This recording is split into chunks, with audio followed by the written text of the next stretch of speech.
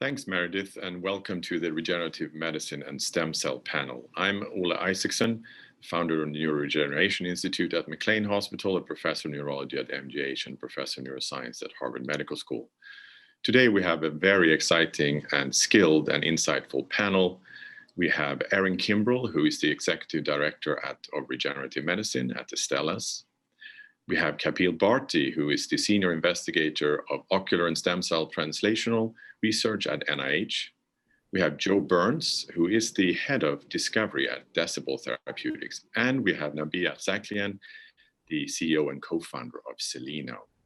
So to provide context, I am very excited to be moderating this panel on regenerative medicines and stem cell.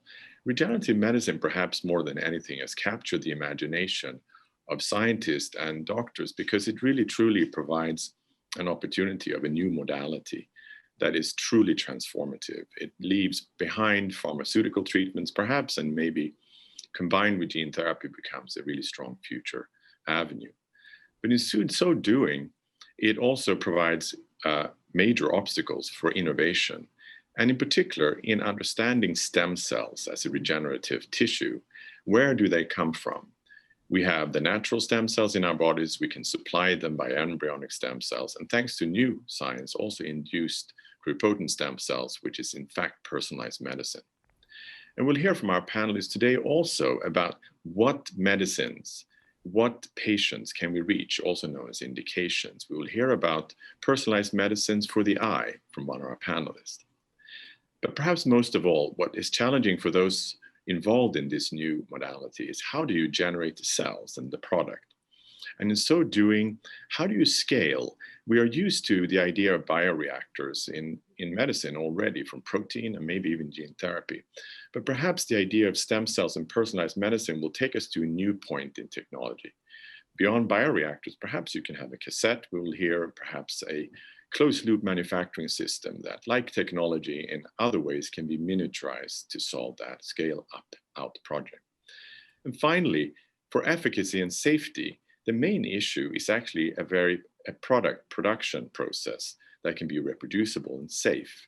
And so we'll hear from the panelists about their own experience of working with the Food and Drug Administration and also, of course, other agencies around the world, and try to understand how we can build that framework to help these new products reach patients in need. So first, if we were going to start off here with our distinguished panel, I'd like to hear from you, Erin. You are working at Astellas, who has a long tradition in transplantation and also has a very clear program on regenerative medicine. So what do you see as the opportunities, and perhaps also what are the technical challenges that you and Astellas see? Yeah, thanks, Ole. So at Astellas, we have an Institute for Regenerative Medicine where we're really focused on using both ES and iPS cells as the starting material for the development of allogeneic, off-the-shelf stem cell-based therapies. And so really leveraging the capabilities of pluripotent stem cells to differentiate into a wide variety of therapeutic cell types.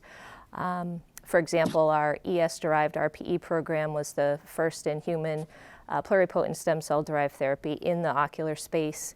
You know, we published the early clinical trials findings from that in the Lancet a few years back, but we've also ventured outside the eye now and have a pipeline that has additional ocular therapies as well as other cell therapies outside the eye. And I think one of the greatest opportunities that we have is now with the application of gene editing technology to be able to overcome the issue of immunogenicity to really allow us to use these stem cell therapies allogeneically. Just to follow up, do you have any direct experience of the regulatory side? Sure. So, obviously with our earliest asset, we, have been improving and always optimizing our products and processes. And so regular and frequent communication with the regulatory agencies has obviously been extremely helpful for helping to guide the improvements that we've been making over the years. Thank you. And so now Kapil Bharti has really been is a pioneer in understanding how to use autologous cells and in a way personalized medicines for degenerative eye disorder. So we're very excited to hear from your experience of what you see at reaching this first step. What was the main challenges, and how do you see those challenges be resolved? Thank you, Ole.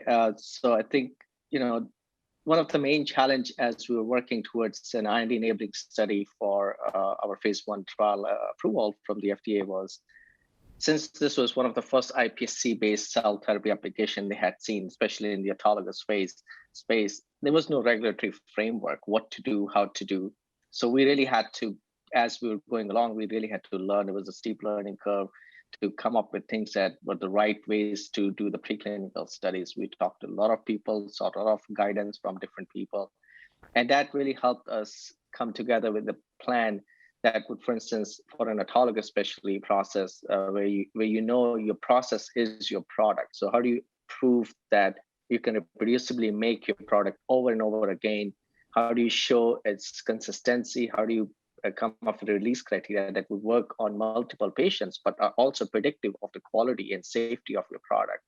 How do you design animal studies to show that you are testing multiple products from multiple patients to demonstrate their safety? So all of these were really new to us, I think new to the field, and with a lot of guidance from the agency itself and from a lot of regulatory people who have been in the field for a while, we came up with this framework that led us to complete our IND and got an approval from the FDA. There's a lot of learning to do. Yeah.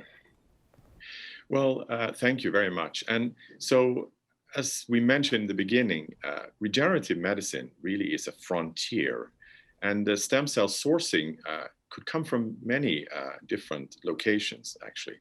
So now we'll hear from Joe Burns, who is working on ear and hearing disorders. And we're particularly excited to hear from you how you leverage the stem cells, endogenous stem cells in your case.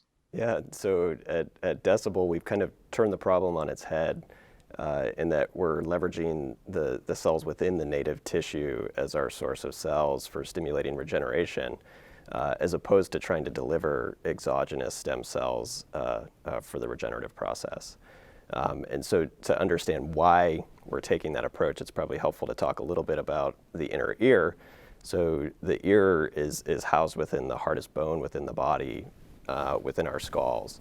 And it contains an intricate network of fluid spaces and compartments. And tucked within those compartments are the sensory patches that contain the mechanoreceptors, or the sensory cells that are responsible for giving us our sense of hearing and balance. Those cells are arranged in a very exquisite pattern, and they're highly differentiated. So they contain specialized structures and morphological features, and that patterning and that differentiation is absolutely essential for function. So as you can imagine, trying to get exogenous stem cells to navigate through these intricate fluid compartments home to the correct site, pattern correctly, and then also spontaneously differentiate into a highly specialized cell type is a tall ask. So instead, what we're doing at Decibel is we're utilizing AAV gene therapy to target surviving cells within the sensory patches to deliver reprogramming factors to those cells and get them to regenerate the lost sensory cells. And what we like about this approach is it first solves the targeting problem, because it turns out that AAV is highly tropic for the surviving cells within the sensory patches. We also can achieve a high level of precision because we've developed in-house proprietary promoters that allow us to really restrict the expression down of these reprogramming factors and keep it to just the cell types that we're trying to target. And then finally, it gives us a high level of control because we're utilizing master regulatory transcription factors that we've identified via single-cell genomics to really control the differentiation process. So we get targeting, precision, and control. And we think this is a really powerful approach, especially if you've got a tissue where it's hard to get the stem cells to go where you want them to, and also when you have highly differentiated cell types that you're trying to regenerate. Thank you, Joe.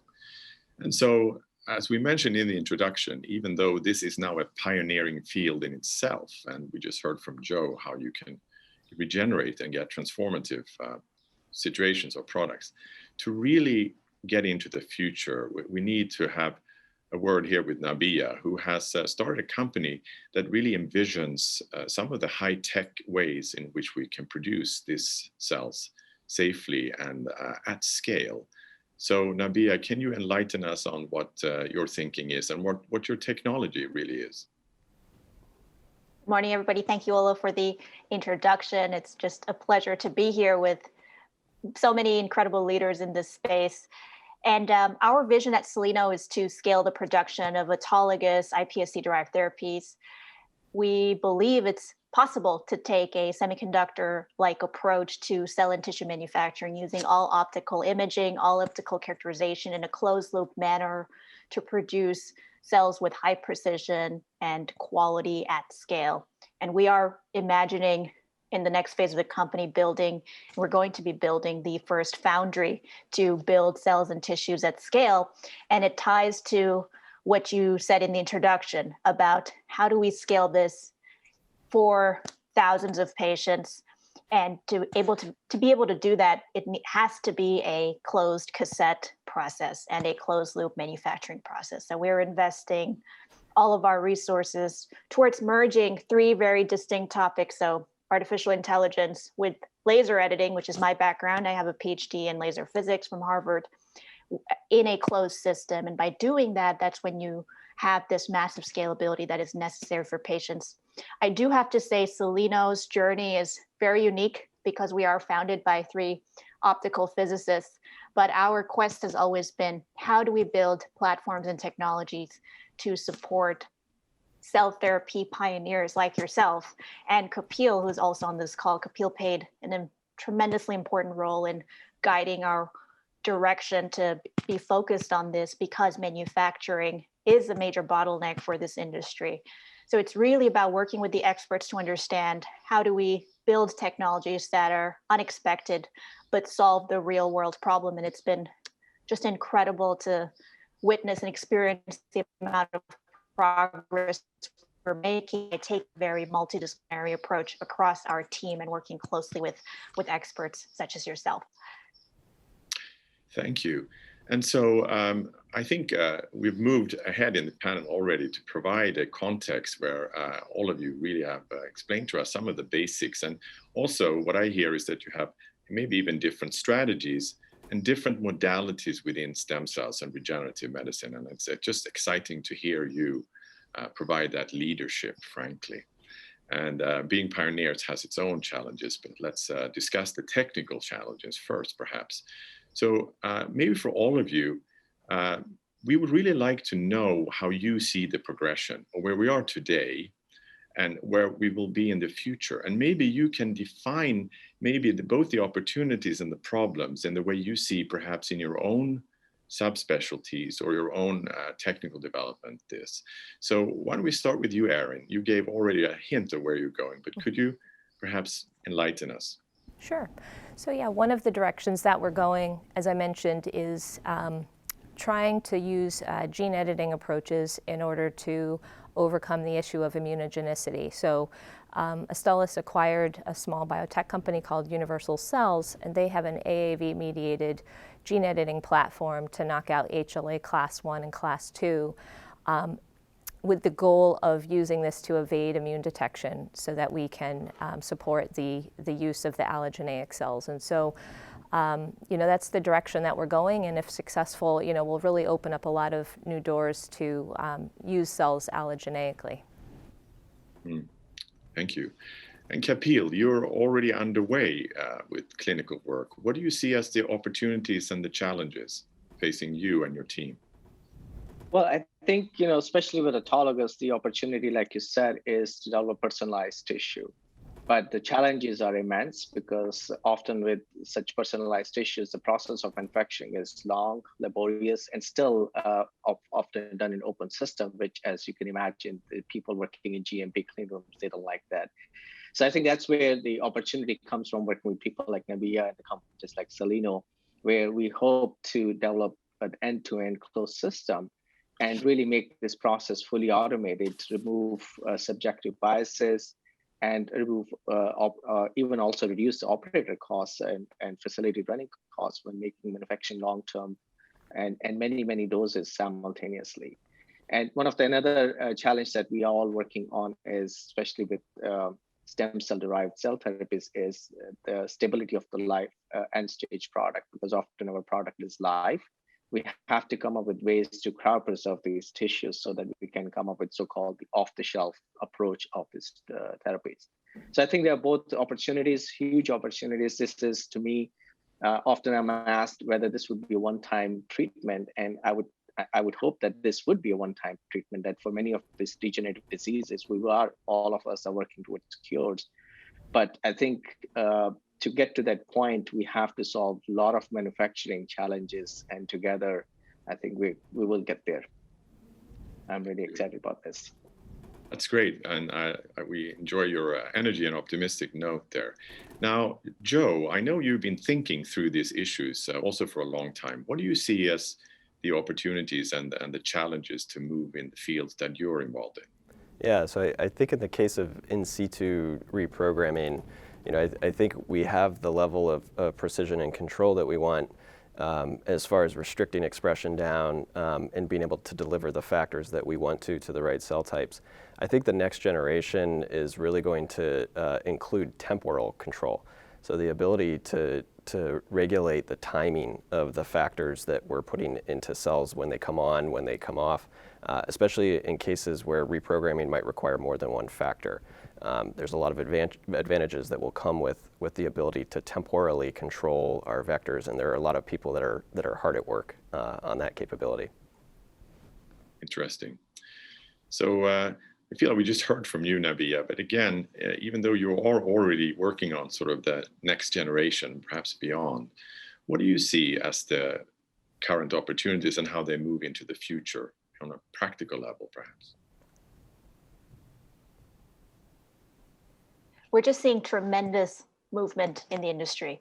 Of course, Kapil is paving the way forward with the first clinical trial underway in the US, but there are so many incredible groups that are coming up, and it's going to be an incredible wave of new cell therapies being developed. So very optimistic as well.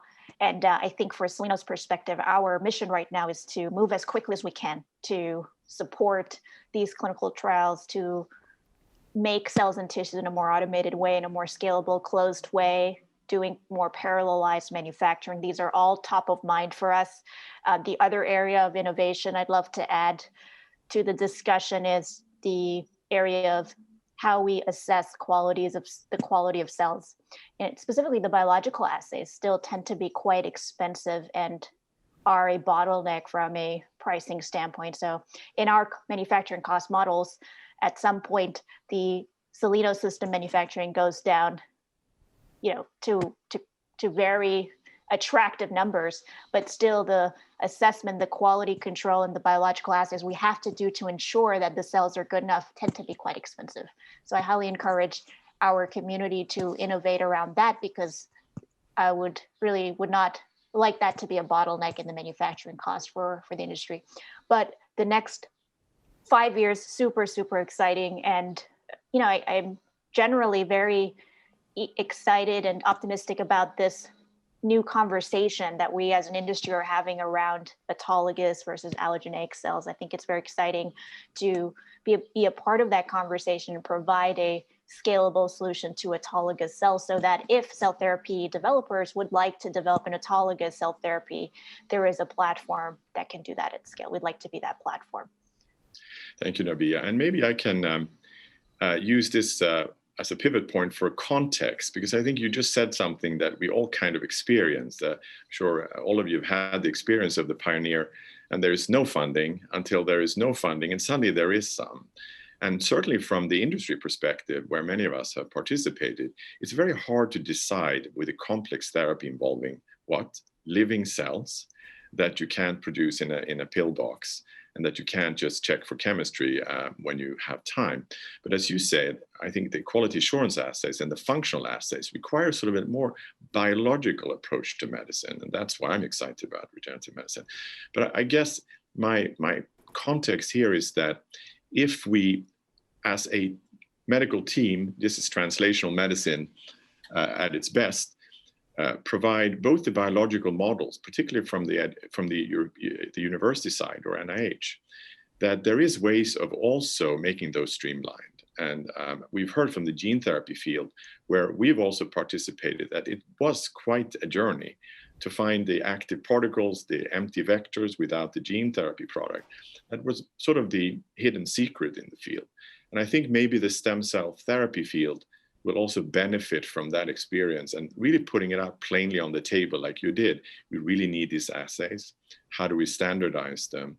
And how do we create safe products for patients with this enormous opportunity? But at the same time, since I know many people in the audience are listening also from investment perspective, that when you invest in this, you also, of course, get those huge benefits when this wave of new modalities reach the patients. So let's see, from that comment, do we have any more comments from you, Erin? Do you see many of these therapies living together in the future, so to speak? Many of the therapies living together. I think there's great opportunity. I think, both the allogeneic, autologous side, the in situ reprogramming, I mean, there's really, tremendous opportunities.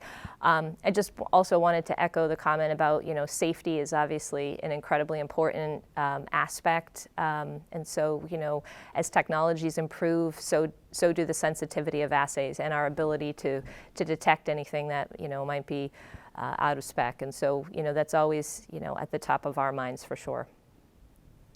Yeah, Kapil, so you kind of led us in that direction too, that it's a struggle to produce these cells and certainly to scale. And you mentioned cryopreservation, that's being accomplished by a number of teams. But do you want to be more specific or more general in that challenge?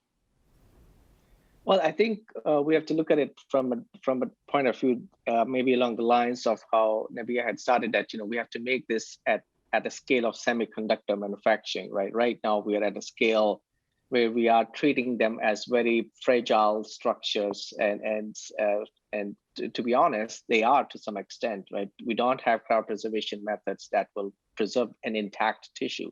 We are all creating living intact tissues in a dish. And these tissues are very sensitive to formation of ice crystals and change of temperature and things like that. They're metabolically live tissues, like we're discussing. So really to come up with approaches that will preserve the tissue as it is, maintain its metabolism and maintain its integrity when it's thawed, and also preserve it in a context that it's easy to transplant. We're talking about, making thousands of doses, delivering them in thousands of clinics worldwide, maybe hundreds of thousands. We need to make it, easy to shop approach. And I think we are at this stage, we're not there, but we're not far from it as well. I think there's a lot of innovation happening in the cryopreservation space and the delivery stage as well. And I think in the next 5 to 6 years, we'll see really huge advances made in that context. I just want to summarize that too, what you said, and I think that's a point that we need to communicate to our audience, is that actually we do see this coming. It's not like a dark room where people say you will never get ready, maybe it's decades away. I also see that the cryopreservation, the scale out, the closed loop systems are coming into play in the field in neurodegenerative diseases. And I think we're much closer. We are producing the cells for clinical trials. You have done one, and we have one for Parkinson's disease. So I'm happy about that you define that in the timeline to help our audience. But maybe the last word should go to Joe, who is really the magician here in actually using the reprogramming factors to obtain this regeneration in the tissue. So I'd like to hear what your vision is for the next 5 years and maybe for the next 50. Yeah, absolutely. So I think starting simple with tissues where we only need to replace one cell type, and we know we can have a profound effect, is really step one. So the feasibility assessment is the first thing to accomplish. But then from there, I think we can start to broaden out and start to think about trying to regenerate multiple cell types. And really, I think looking back to some non-mammalian species and how they're able to do this on their own with innate regeneration and achieve just remarkable replacement of lost tissue, is maybe what we can aspire to in the long-term future. Thank you very much, and thank you very much for joining us at this World Medical Innovation Forum, and I look forward to working with you all in the future.